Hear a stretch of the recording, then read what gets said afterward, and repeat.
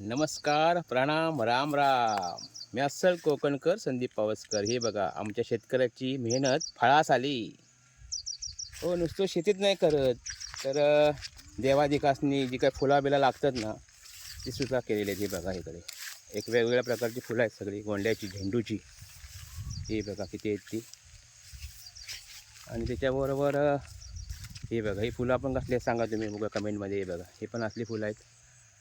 त्याच्यानंतर ती बघा ही पण फुलं कसली आहेत सांगा बघू. सगळे कमेंटमध्ये उत्तरं द्या. म्हणजे हे आमचं शेतकरी आहे ना, ह्या सगळा असा करता आणि म्हणून सगळा सुख आहे, आनंद आहे, समाधान आहे. समजला. त्याच्यामुळे जगाच्या पोशिंदा ना कधी काही बोलू नका, कारण तो आहे म्हणून तुम्ही आम्ही सगळा खाता पाहिजे, नाही तर केमिकल खाऊन मरून जाऊ.